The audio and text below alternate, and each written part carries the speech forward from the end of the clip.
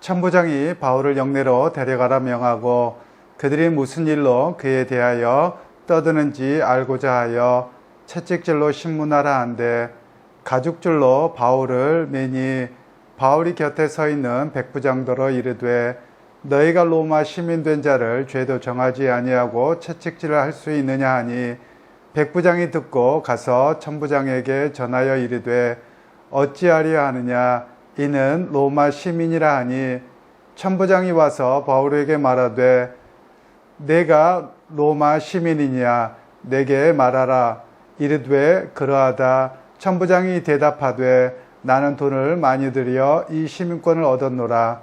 바울이 이르되 나는 나면서부터라 하니 신문하려던 사람들이 곧 그에게서 물러가고 천부장도 그가 로마 시민인 줄 알고 또 그 결박한 것 때문에 두려워하니라. 오늘은 바울이 자기 자신에게 주어졌던 로마의 시민권을 사용하는 장면에 대한 이야기인데요. 그가 로마의 시민권 된 어찌 보면 굉장한 특권인데요. 그 특권을 사용함에 있어서 오히려 복음을 위해서 사용하고 있었던 모습을 오늘 우리에게 증언하고 있는데요. 이 내용에 좀 더 구체적인 의미로 실제적인 이야기로 다가가서 과연 내가 가지고 있는 특권 또는 내가 가지고 있는 탤런트 이런 걸 어떻게 사용할 것인가 그 이야기를 오늘 함께 나누어 보도록 하겠습니다. 바울은 어떤 면에서 이중국적자라고 말할 수 있습니다. 물론 바울 시대와 오늘의 시대가 많이 다르긴 합니다. 그래서 당시에는 어떤 오늘날처럼 여권이 있어서 어느 국적 사람이냐 이런 것의 개념은 좀 약합니다. 그래도 오늘날의 이중국적의 의미로 이해를 하면 훨씬 더 수월할 텐데요. 여러분들도 아시는 것처럼 제가 브라질에서 13년을 사역했기 때문에 브라질에서 영주권이 있습니다. 그러면 우리는 영주권과 시민권에 대한 이해를 가끔 잘 못하셔서 저에게 이런 걸 물어보세요. 브라질에도 뭐 시민권 뭐 있어요? 이렇게 물어보세요. 영주권과 시민권이라는 개념이 우리 한국에서는 일반적이지 않기 때문에 그런 것 같습니다. 시민권이라고 하는 것은 나는 어느 나라 사람이다 라고 하는 여권이 나오는 겁니다. 저는 여권은 한국 여권입니다. 물론 우리 아이들도 그렇습니다. 그리고 그 브라질에서 법적으로 살 수 있는 권한을 가진 것을 영주권이라고 말합니다. 거기에 거주할 수 있는 권한이라는 것이죠. 다른 사람들은 그 거주할 권한을 갖는 것도 여러 가지죠. 저처럼 종교비자를 받아서 거기에 거주하는 사람들도 있고 또 어떤 사람들은 사업비자를 통해서 얻기도 하고 자녀를 낳아서 얻기도 하고 또 어떤 사람들은 그곳에 생활하게 되면서 사면령을 통해서 브라질에 살 수 있는 권한을 얻기도 합니다. 바로 그런 것을 가리켜서 그 땅에 살 수 있는 법적인 권리라고 말할 수 있습니다. 그런데 시민권과 영주권에 대해서는 직접적으로 보기에는 차이가 없어 보이기는 합니다. 그러나 실상은 차이가 굉장히 큽니다. 즉 시민권을 가졌다라는 이야기는 그 나라에서 투표를 할 권리와 피선거권, 즉 그가 뭐 대통령 될 수도 있고 국회의원도 될 수 있는 그 권한을 가진 것이고요. 그에 반해서 영주권은 세금의 의무가 있고 모든 것들은 다 똑같지만 이 선거권과 피선거권을 갖고 있지 못합니다. 그리고 또한 자국민 보호라고 하는 어떤 법적인 테두리가 주어졌을 때 시민권을 가진 사람은 자국민으로 보호가 되지만 물론 영주권자도 어느 정도 보호를 받긴 합니다만 자기 국민으로서의 대우는 아니죠. 그래서 거기에 차이점이 좀 있기 마련입니다. 그뿐만 아니라 또 법적인 문제를 들어가잖아요. 법적인 고소가 들어갔다 어떤 일이 들어갔다 그러면 상식선에서 똑같이 하기도 하지만 그러나 자국민, 자기 나라 여권을 가진 사람들에게 좀 더 이렇게 혜택을 주는 그런 경향이 더 많은 것 같습니다. 우리나라에서는 영주권이라는 제도가 없고 외국 사람들이 우리나라에 살게 되면 거소증이라는 것이 있지요. 그러나 거소증이라는 것과 영주권에는 좀 차이가 있는 것 같습니다. 즉 영주권은 그 나라의 시민처럼 살아가는데 별 어려움이 없습니다. 바로 그런 관계를 영주권이라고 말을 하곤 합니다. 바울은 그런 의미에서 두 가지의 정체성을 갖고 있습니다. 하나는 그가 유대인으로 태어났고 바리새인으로 살아왔기 때문에 하나님의 선민으로 유대인의 정체성을 가졌던 사람입니다. 또한 그는 어떤 연유로인지는 자기가 밝히고 있지 않고 사실 알아내기가 역사적으로 어려운데요. 그의 부모로부터 그는 태어나면서부터 로마의 시민권을 가진 사람이었습니다. 바울은 어떤 면에서 보면 그가 로마의 시민권을 가지고 있다는 것은 굉장히 많은 특혜를 가지고 있는 상황인데요. 먼저 로마의 시민권자로서 누리게 되는 특혜, 특권 또는 당연한 권리 이런 것들을 몇 가지로 당시의 문헌들을 통해서 보면 나오는 것이 있습니다. 그것은 투표의 권리입니다. 오늘날과 같은 그런 정치제도는 아니지만 당시에는 로마의 원로원들을 구성하는데요. 그 원로원들을 구성할 수 있는 것을 의회라고 말합니다. 그래서 지금은 오늘날의 국회에 해당되겠지요. 이 의회를 구성할 수 있는 사람들에게 투표를 할 수 있고 자기 자신도 의회원이 될 수 있는 권한을 가지고 있는 것을 투표 권리라고 말할 수 있습니다. 그리고 또한 두 번째로는 명예 권리입니다. 이 명예 권리라는 말은 공적인 직무에 나갈 수 있는 사람입니다. 제가 아까 브라질의 영주권과 시민권에 대한 이야기를 잠깐 드렸잖아요. 다 똑같은 것 같은데 공무원이 되는 일은 영주권자가 할 수 없습니다. 변호사까지는 될 수도 있어요.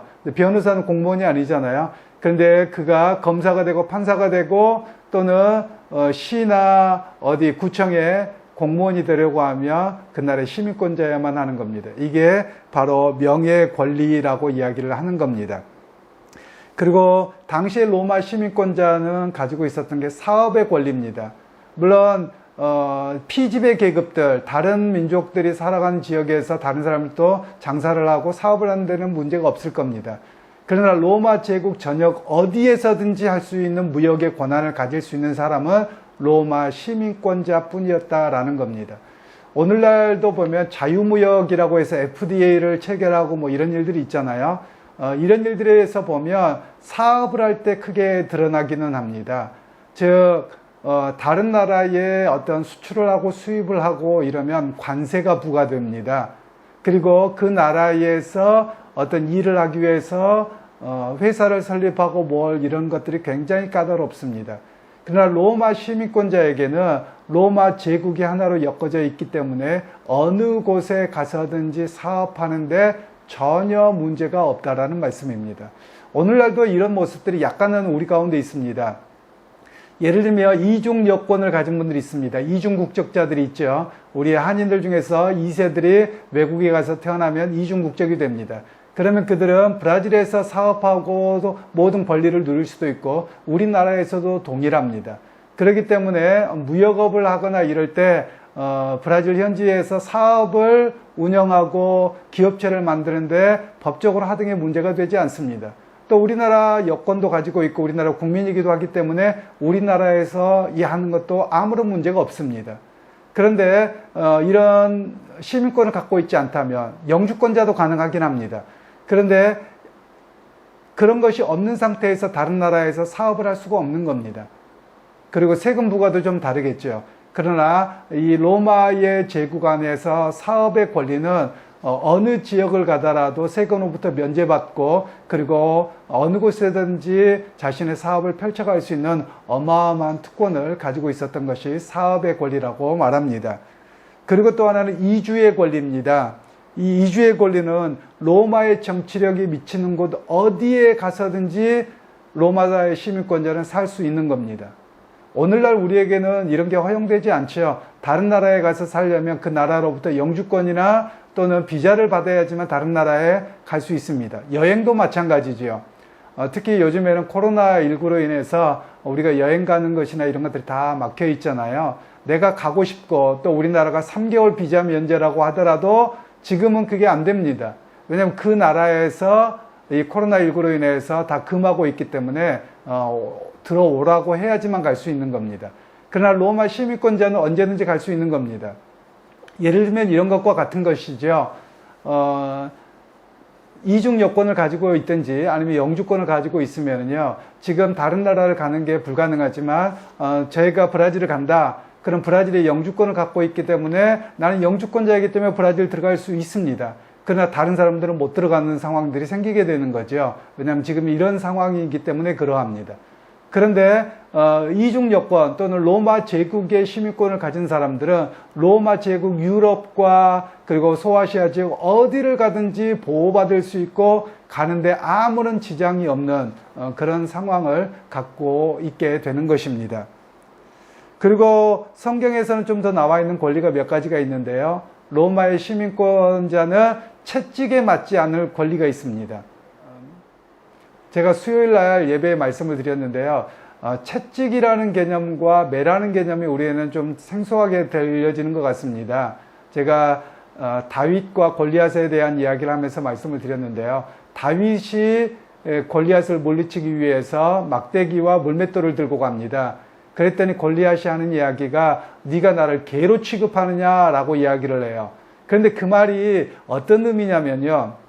이 서양 문화권에서는 막대기는 개를 때리거나 또는 짐승을 때리는 용도로 사용하고요. 사람에게는 채찍으로 때립니다. 그러니까 제가 브라질에 도착했을 때 그때 한참 유행했던 히오, 즉 리오라는 발음이 히오라고 하는 발음인데요. 이 히오의 어떤 히오라고 하는 연속극이 있어서 잠깐 언어를 배우기 위해서 봤는데 지금은 아이를 때리는 거 전혀 불가능합니다. 체벌 자체가 금지입니다. 부모도 할 수 없습니다. 그런데 그때는 했었던가 봐요. 그런데 아이가 잘못하니까 부모가 혁대를 풀어서 그 혁대로 때리더라고요.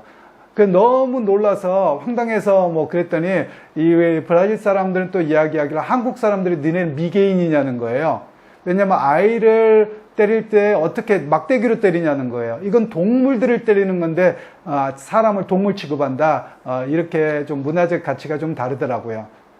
그런데 이런 문화적인 이해 속에서 보면 채찍이 사실은 더 아프겠죠. 그런데 이 채찍은 사람용이고 그리고 막대기는 동물용이다. 이렇게 그들은 구분해서 사용을 합니다. 그런데 로마의 시민권자는 바로 채찍에 맞지 않을 권리가 주어집니다. 그래서 바울은 그것을 너희가 내가 로마의 시민권자인데 어떻게 너희가 묻지도 않고 나를 때릴 수 있느냐라고 항의를 했다는 내용이 바로 이런 이유에서 거론됩니다. 그리고는 반역죄를 제외하고서는 사형받지 않을 권리입니다. 반역죄에 대해서는 분명히 사형을 처해지지만 반역죄가 아니면 그를 사형에 처하지 않게 됩니다. 바로 이런 권리를 가지고 있는 것이 로마의 시민권입니다. 그러니까 어마어마한 권리라고 말할 수 있는 것이죠. 또 그뿐만 아니라 반역죄인 경우에는 한 가지 또 특혜가 있습니다. 십자가 처형을 당하지 않는 겁니다. 우리는 보통 예수님께서 십자가 처형을 당하셨기 때문에 십자가의 의미를 고난과 부활의 의미로 해석을 합니다. 그러나 성경 시대에 로마 시대에 십자가 처형이라는 말은 이방인들에게만 행하는 최고의 사형의 방법입니다. 그리고 본보기를 보여주는 것이고요. 최고의 고통을 경험하게 하는 게 십자가 처형입니다. 그래서 이 로마 제국의 시민권자들에게는 이 본보기가 되고 그리고 최고의 고통을 안겨주는 십자가 처형을 행하지 않았습니다. 그러니까 고통을 그렇게 당하지 않을 그런 권리, 수치를 당하지 않을 권리가 로마 시민권에게 주어졌다라는 이야기입니다. 그리고 법적인 문제가 생겼을 때는 로마의 황제에게 상소할 권리가 주어집니다. 일반 피지배 국가에 대해서는 이런 권리가 주어지지 않습니다. 그러나 로마의 시민권자에게는 나는 이 문제에 대해서 부당하다고 느끼면 나는 황제에게 가서 심판을 받겠다, 재판을 받겠다 하면 그는 황제에게까지 가서 재판을 받고 그의 삶이 보호받을 수 있습니다. 그래서 바울은 결국 이 로마에까지 가서 황제에게 재판을 받게 되고요. 그 기간 동안은 감옥에 가지 않고 가택연금 상태에서 생활을 하게 됩니다. 이런 모든 것들이 로마 시민권으로서의 특권이라고 하는 것입니다. 그리고 마지막으로는 세금 감면의 특권을 가지고 있습니다. 세금은 여러 가지가 있었는데요. 그 당시에 대표적인 것이 인두세와 통행세입니다. 인두세는 사람 숫자대로 내는 거예요. 통행세는 어느 도시를 통과하려면 그 도시 또는 어느 길을 가면 무조건 통행세를 내야 되는 거예요. 마치 오늘날 우리가 고속도로를 타면 고속도로에서 통행료를 내잖아요. 그와 똑같은 겁니다. 이것이 로마에서부터 연유됐다고 봅니다. 그래서 이런 것들로부터 로마의 시민권자는 면제받을 권리가 있음을 이 당시의 문헌들을 통해서 보면 알 수 있습니다.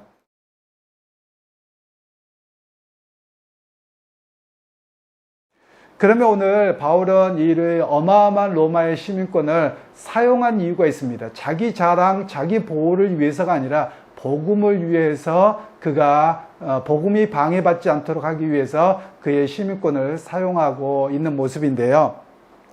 먼저는 빌립보에서 그가 로마 시민권자라는 것을 밝힙니다. 어떤 사람의 종이 귀신 들려 있는데 그 여종을 고쳐주었습니다. 그랬더니 그 여종의 주인이 바울을 고소해서 감옥에 넣어버리지요. 그리고 채찍질로 때렸습니다. 그러다가 별일이 아니어서 조용히 내보내려고 했더니 바울이 로마의 시민권 된 자를 어떻게 재판도 없이 그리고 때리고 넣을 수 있느냐라고 이야기를 합니다. 그래서 그들이 무서워하고 공적으로 사람들 앞에서 이 사람이 무죄하다라고 풀려나게 합니다. 그러면 바울이 조용히 풀려날 수도 있는데 왜 이렇게 했는가? 만일 바울이 조용하게 풀려났으면 바울이 믿는 예수, 기독교는 사교가 돼버리는 겁니다. 밀교가 되는 거예요. 이 사람들은 자기들끼리만 어떤 믿는, 몰래 믿는 이단, 사교 이런 느낌이 될 수 있기 때문에 바울은 내가 믿는 주님, 내가 믿는 예수 그리스도에 대한 고백은 사교나 밀교가 아니라 아주 정상적인 것이고 그리고 그것을 통해서 당신들을 하나님의 사랑하신 사랑입니다라는 것을 복음의 공공성을 드러내기 위해서 바로 그는 이 빌립보에서 로마의 시민권을 사용하였습니다. 그리고 예루살렘에 돌아와서 이제 마지막 3차 여행을 마치고 돌아왔는데요. 그는 예루살렘에서 이 유대인들 바리새인들이 소동을 일으켜서 바울을 잡아갑니다. 그때 마침 천부장이 그 근처에 있다가 소요 사태가 일어날 것을 염려해서 바울을 잡아갑니다. 그때 이 천부장에게 자신의 시민권자 되는 이야기를 분명하게 밝히고 있습니다. 그런데 그때 총독이 벨릭스였고요. 그 다음 총독이 베스도였습니다. 그래서 이들이 바울이 로마 시민권자인 것을 알았기 때문에 그들이 바울을 보호하는 자리에 섭니다. 그러고 나서 바울에게 어떤 일이 되어졌는지 재판을 하고 이런 일들을 합니다. 그러나 총독 베스도나 또 벨릭스 이 모든 사람들이 자기의 정치적인 입장, 즉 로마의 눈치도 봐야 되지만 자기가 다스리고 있는 예루살렘에서 문제가 발생하면 자기의 공직에 문제가 되지요. 그러니까 양쪽을 이렇게 만족시키기 위해서 바울을 그냥 이렇게 붙들어 놓는 그런 상황이 발생하게 되었습니다. 베스도가 다음 총독으로 왔을 때 바울에게 제안을 합니다. 이 문제는 유대인들의 문제니까 예루살렘으로 가서 재판을 하자 했을 때 바울은 예루살렘으로 가면 그 자리에서 이 사두개인들과 바리새인들, 종교 지도자들에 의해서 죽음을 당할 것을 압니다. 그렇기 때문에 자기는 가이사, 즉 로마의 황제에게 가겠다라고 해서 황제에게 재판을 받도록 그렇게 그가 호소를 하고 있습니다. 그러면서 그가 전 제국의 수도인 로마로 가고자 했던 가장 큰 이유는 단순하게 자신의 목숨을 좀 더 부지하기 위해서가 아니었습니다. 즉 전 세계로 복음이 퍼지기를 원하는 마음이었다라는 겁니다. 왜 그런가 하면 우리가 잘 아시는 것처럼 모든 길은 로마로 통한다 이렇게 알려져 있지 않습니까? 실제로 지금도 유럽과 터키 지역들을 가다 보면 옛날에 로마의 유적들이 남아 있습니다. 그리고 커다란 도로들, 저 밑에 돌이 깔려져 있는 그런 도로들이 종종 보이는데요. 그 방향을 보면 전부 다 로마로 향해져 있습니다. 그래서 바울은 로마로 가기만 하면 로마가 마치 이 나선형 또는 이 원형처럼 해서 거기가 중심이 되었고 방사선형으로 이렇게 퍼지게끔 되어져 있어서 길이 그렇게 나 있기 때문에 복음을 전하는 데 가장 효과적이라고 믿었습니다. 그리고 실제로 로마에는 모든 제국 사람들이 다 들어와 있는 겁니다. 그래서 그들에게 복음을 전하면 그것이 각 지역으로 들어갈 수 있기 때문에 그러합니다. 마치 이렇게 생각하시면 좋겠습니다. 우리나라의 과거에는 선교사님들이 꼭 외국에서 나가야만 했습니다. 물론 지금도 나가야 합니다. 그런데 이제는 우리나라가 선진국이 되고 그리고 이미 나라가 경제가 발전을 많이 함으로 인해서 외국의 이주 노동자들이 우리나라에 굉장히 많이 들어와 있습니다. 그럼 나가서 복음을 전해야 되기도 하지만 이주 노동자들에게 복음을 전하면 그들이 가족들에게 복음을 전하는 역사가 있는 겁니다. 바로 바울은 그런 관점에서 로마로 가서 복음을 전하고자 하는 모습이었다는 것을 우리에게 말씀하고 있습니다.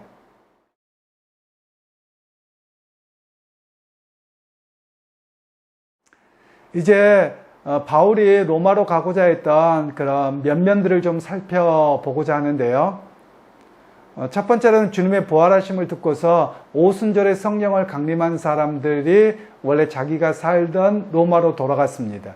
그래서 자기들의 공동체를 형성했는데 그 공동체를 로마 교회라고 말합니다. 그래서 그 로마 교회에 대한 이야기를 들으면서 바울이 항상 마음에 저들에게 신령한 은사를 나누고 싶어 합니다. 그러면 신령한 은사라는 말은 영적인 은혜인데요. 영적인 선물입니다. 즉 율법이 아닌 믿음으로 구원이라는 사실을 더욱더 깊이 말씀으로 나누기를 원하는 그런 바울의 간절한 소원이 있었습니다. 그리고 또한 그는 복음의 핵심을 나누고자 했는데요. 복음의 핵심이 무엇이냐면 육신으로는 다윗의 혈통으로 나셨고 성결의 영으로는 죽은 자들 가운데서 부활하사 하나님의 아들로 선포되신 예수 그리스도를 증거하는 일, 바로 복음의 핵심을 전하고자 하는 마음이 간절했던 것이지요. 그리고 또한 로마 교회에 있는 성도들에게 믿음에 대한 분명한 확신을 심어주고자 했습니다. 여러분 이렇게 생각하시면 좋겠습니다. 예루살렘이 아니라 그들이 멀리 떨어져 있습니다. 또 사도들도 함께 있지 않습니다. 그래서 그들이 예수님을 알고 영접하고 자신의 로마의 지역으로 돌아가서 합니다. 그런데 로마에 사는 유대인 공동체 안에서 살아갑니다. 그런데 그들은 끊임없이 이런 여러 가지 위협들도 있고요. 그 율법을 쫓아 살아가니까 내가 믿는 것이 바른 믿음인가 이런 좀 이렇게 흔들림이 있었을 겁니다. 아마 이렇게 생각해 보면 쉬울 것 같으세요.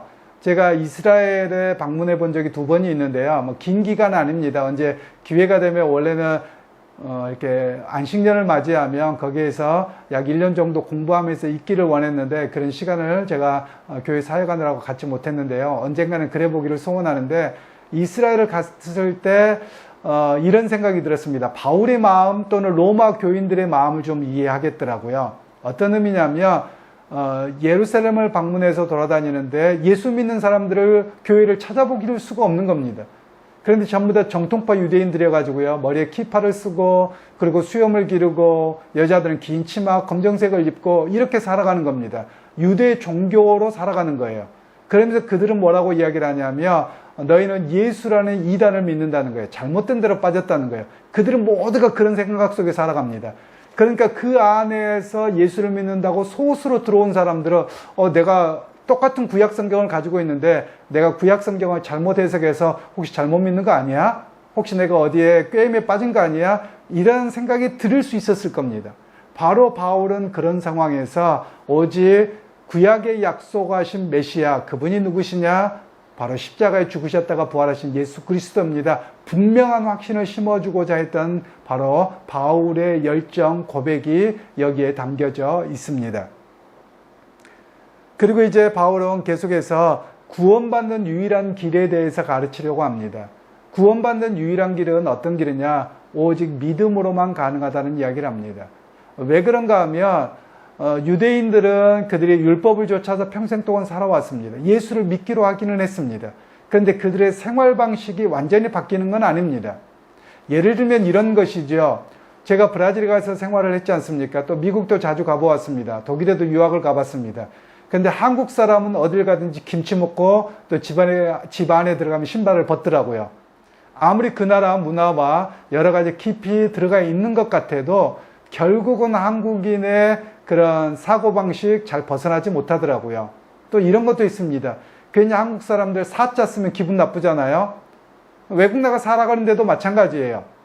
그런 문화적인 요소가 깊이 뿌리 박혀 있어요. 그래서 로마에 있는 유대 그리스도인들은 자신들이 예수 그리스도를 믿기로 했지만 율법적인 삶의 방식들 안에 살아가기 때문에 이 믿음이 흔들리는 겁니다. 그에 대해서 바울은 율법으로 구원받는 것이 아니라 행위로 구원받는 것이 아니라 오직 예수 그리스도가 나의 구주입니다 라는 그 믿음으로만 구원받는 그 분명한 확신을 그들에게 심어주고자 했다라는 말씀입니다. 그리고 이제 그는 삶의 방식을 어떻게 살아가야 되냐에 대한 이야기를 로마서 12장에서 이야기를 합니다. 로마서 12장 1절에 그러므로 형제들아 내가 너희에게 권하노니 하나님의 거룩하심으로 살아가라 라고 이야기를 합니다. 즉 그러므로란 말은 결론이죠. 앞에는 교리를 쭉 이야기를 합니다. 그러면서 12장 1절에는 너희를 거룩한 산 제물로 드리라. 즉 너희 삶 자체가 하나님 앞에 온전히 드려진 예물로 살아가도록 삶으로 온전한 믿음을 고백하도록 그렇게 이야기를 하고 있습니다. 그러면서 하는 말씀이 너희는 이 세대를 본받지 말고 오직 마음을 새롭게 함으로 변화를 받아 하나님의 선하시고 기뻐하시고 온전하신 뜻이 무엇인지 분별하도록 하라 라고 권면합니다. 즉 그 시대의 정신이 무엇입니까? 그 시대의 정신은 로마 제국에게 잘 보이는 것이고요. 성공하는 것입니다. 그리고 물질적으로 권력으로 정치의 모든 면에서 성공하는 겁니다. 마치 오늘 우리 시대와 마찬가지입니다. 그리고 그들의 논리는 힘을 가지면 나라가 독립한다는 것이고요. 힘을 가지면 내 생활이 보장받는다 이런 생각이 있는 겁니다. 현실주의로 완전히 가버렸고요. 물질주의로 가버렸고요. 쾌락주의로 갔습니다. 오늘 이 시대와 똑같습니다. 그 가운데서 바울은 오늘 말씀하기를 그 시대뿐만 아니라 오늘 우리에게도 동일한 말씀입니다. 이 시대의 정신을 본받지 말라는 겁니다. 이 시대가 쫓아가는 것을 쫓아가지 말라는 거예요. 즉 마음을 새롭게 함으로 변화를 받아 하나님의 뜻을 분별하고 나가도록 말씀합니다. 사랑하는 성도 여러분, 오늘 우리가 살아가는 시대, 로마 시대 때보다 훨씬 더 물질 만능주의 시대입니다. 쾌락주의 시대입니다. 권력 지향적입니다. 또 자기가 인생의 최고인 것처럼 모든 것의 주인이 되고자 하는 자기 PR 시대입니다. 그러기 여러분 이 시대 정신을 잘 분별하십시오. 그리고 여러분의 마음을 새롭게 하십시오. 그래서 하나님의 뜻을 좇아 살아가는 거룩한 백성으로 우리가 살아갈 수 있기를 원합니다. 이제 그리고 나서 바울이 또 가고자 하는 이유는 그가 세계 선교를 위한 전초기지로 삼고자 합니다. 그래서 그는 결국 로마까지 가서 가택연금 상태에서 약 2년 동안 그가 복음을 전하게 됩니다. 그래서 그 결과 황제의 측근에게까지 복음이 전해져서 믿음의 자리로 변화가 시작되는 모습이 나타나게 됩니다. 그 이후에 로마는 콘스탄틴 대제에 의해서 315년에 기독교가 공인되고 그리고 기독교가 국교화되고 325년이죠. 바로 이렇게 됨을 통해서 복음이 세계로 흩어지게 되는 그런 초석을 낳게 되는 선교사의 사명을 바울이 살아내었습니다. 또한 그는 로마로 가서 당시에 세상 끝이라고 알려진 서바나, 스페인이죠. 스페인까지 가서 복음을 전하고자 했던 선교 사명이 정말 열정에 불탔던 그런 사람의 모습인 것을 보게 됩니다. 그러면 오늘 이 본문 바울이 자신에게 주어졌던 로마 시민권이라는 특권을 어떻게 사용했는지 우리는 좀 더 깊이 생각해 볼 필요가 있는데요. 이제 마지막으로 우리에게 이 말씀을 적용해 보면 바울이 로마 시민권을 어떻게 사용했고 또 우리에게 주신 많은 하나님의 달란트와 물질과 재능들이 있는데 이걸 어떻게 사용할 것인가 우리에게 적용하도록 하는 말씀입니다. 즉 우리가 여러 가지가 주어졌을 때 하나님의 복음의 거추장거리가 되지 않도록 해야 된다는 겁니다. 우리는 나를 자랑함으로 내 학식을 자랑하고 내 시민권을 자랑하고 무엇을 자랑함으로 복음의 거침돌이 되지 않도록 우리에게 주신 우리의 삶을 잘 활용해야 됩니다. 그리고 다음으로는 지금은 알지 못하지만 시간이 지나보면 하나님이 옛날에 배운 걸 이렇게 사용하시는구나 라는 것을 깨닫게 됩니다. 즉 바울은 자신이 로마 시민권이 된 이유를 모릅니다. 그는 부모로부터 받았습니다. 그런데 오히려 그것이 하나님의 복음을 전하는데 귀하게 쓰임받았다라는 겁니다. 그래서 저는 우리 젊은이들에게 종종 이런 이야기를 합니다. 열심히 공부하라는 거예요. 성공하기 위해서도 되지만 그러나 그것이 잘 준비되었을 때 결국 그것이 쓰임받는다라는 겁니다. 그래서 내게 기회가 있을 때 뭐든지 열심히 하고 최선을 다하면 하나님께서는 언젠가는 그것도 다 들어서 사용하시더라라는 것을 이 본문에서는 말씀하고 있는 겁니다. 그리고 이제 자신이 갖출 수 있는 모든 자격은 결국 하나님의 복음을 전하는 일에 귀하게 쓰임받을 수 있다는 겁니다. 그러기에 오늘 우리가 매일 자신에게 주어진 일들을 성실하게 감당함이 필요합니다. 성실하게 감당하며 하나님은 그 일을 위해서 사용하십니다. 오늘 이 점에서 우리가 다시 한번 주님께서 우리 부르신 목적과 또 사명이 무엇인가를 좀 생각하시면 좋겠습니다. 오늘 우린 너무나도 나에게 초점이 맞춰져 있습니다. 그래서 내가 구원받고 내가 복받고 내가 잘 되면 되는 것으로 그쳐버리면 안 됩니다. 마치 하나님께서 아브라함을 부르실 때 너를 복의 근원으로 삼으시겠다고 말씀하셨어요. 아브라함만 복 주시겠다는 게 아니에요. 아브라함을 쫓아서 믿음을 쫓아가는 사람들에게 복이 되도록 그를 통해 역사하시겠다라고 말씀합니다. 오늘 저나 여러분들을 예수 그리스도 안에서 부르신 이유가 여러분만 예수 믿고 천국 가라고 거기에서 그치지 않습니다. 여러분만을 통해서 구원할 사람이 있습니다. 바로 하나님은 그렇게 사용하기를 원하세요. 또 여러분만이 가지고 있는 재능들이 있습니다. 또 직업이 있을 수 있고 친구들이 있습니다. 그들에게 여러분에게 주님은 사명을 주셨어요. 너가 예수 믿는 사람이라며 예수 믿음의 빛을 비추어서 그들에게도 복음을 전할 사명을 주신 겁니다. 그러기에 여러분 요즘에는 저는 참 감사한 것들이 있어요. 제가 예전에 성지순례를 갔을 때 터키를 갔는데요. 아마 제가 기억으로는 아마 거기가 누가의 묘가 있었던 지역인 것 같아요. 누가가 있었던 지역인데 원래 3월달이었기 때문에 눈이 오지 않아야 되는데 이상기후 때문에 눈이 많이 왔습니다. 그리고 제가 기후를 다 살펴보고 교인들에게는 두꺼운 옷 꼭 챙겨가세요 해놓고 저는 안 챙겨간 거예요. 사람이 이렇게 되더라고요. 다른 걸 챙기다 보니까요. 그래서 도착을 했습니다. 그런데 생각보다 너무 추운 거예요. 뭐 어찌할 바를 모르겠어요. 그래서 너무나도 시골 마을이어서 시장을 찾아갔습니다. 그래서 시장에 가서 점퍼 하나를 샀어요. 그런데 예쁘장하게 생긴 여자아이들이 아마 중학생 정도 아니면 초등학교 5, 6학년 정도 된 것 같아요. 이 아이들이 저에게 쫓아와요. 그러면서 물어보는 겁니다. 잘 못하는 영어로 그 아이들이 저보고 한국 사람이지 않은 거예요. 그렇다 그랬더니 자기 파일을 막 보여줘요. 그러면서 봤더니 우리 한국의 아이돌 소녀시대였습니다. 그러면 제 앞에서 공연을 해주는 겁니다. 막 이렇게 춤을 추고 이렇게 하는 걸 봤어요. 그러면서 그때 드는 생각이 뭐였냐면 하나님이 우리나라 이 한류 문화를 사용하고 계신다는 거예요. 여러분 세계 나가보세요. 한국 사람이 다 좋아합니다. 그리고 한국 노래 다 좋아합니다. 그런데 그 일 때문에 복음을 전하는 길이 열립니다. 접촉이 됩니다. 오늘 하나님께서는 이 시대에 저는 우리 민족을 그렇게 사용하시는 것 같아요. 한류 문화가 단순하게 우리의 문화 콘텐츠가 높고 우리의 민족적이 높아서 라고 이야기하는 것은 세상적인 가치관에서만 보는 것이고요. 믿음의 가치관에서 보면 하나님은 왜 로마 제국을 허락하셨고 로마 제국을 통해서 역사하셨는가를 본다면 오늘 우리나라를 통해서 세계로 복음이 흩어지게 하는 그런 선교적 사명으로 한류 문화를 주셨다고 봅니다. 그러기에 여러분 오늘 우리에게 주어진 것들 잘 감당하십시다. 열심히 하십시다. 그리고 내가 만나는 또 나에게 붙여준 많은 사람들이 있을 거예요. 오늘 많은 사람들을 만날 수도 있는데요. 여러분 오늘 만나는 사람, 이번 한 주간 만나는 사람 그냥 스쳐 지나가는 사람으로만 생각하며 돈벌이 수단으로만 본다면 여러분 사명 따라 살아가는 거 아닙니다. 저 사람을 나에게 스쳐 지나가게 했을 때 하나님이 저 사람을 나에게 보여준 사람이에요. 만나게 해준 사람이에요. 그러면 그에게 어떤 모습이라도 복음의 역사가 나타나도록 내 삶을 통해서 나타나든 입술을 통해서 증거되든 그런 역사로 우리를 부르셨다는 사실입니다. 그러게요 여러분 여러분 사명 잃어버리지 않으셨으면 좋겠습니다. 그래서 여러분을 통해서 복음의 역사가 하나님의 은혜의 역사가 오직 믿음으로 살아가는 그리고 그것을 통해서 하나님의 나라가 확장되어져가는 그런 복음의 놀라운 역사가 있기를 소원하고요. 여러분만이 가지고 있는 특권, 특혜, 재능 하나님이 꼭 사용하십니다. 그러기에 여러분 잘 준비하시고 하나님의 사용하고자 하실 때 주님 내가 여기 있습니다. 나를 사용하십시오. 이렇게 고백할 수 있는 분들이 되기를 원합니다.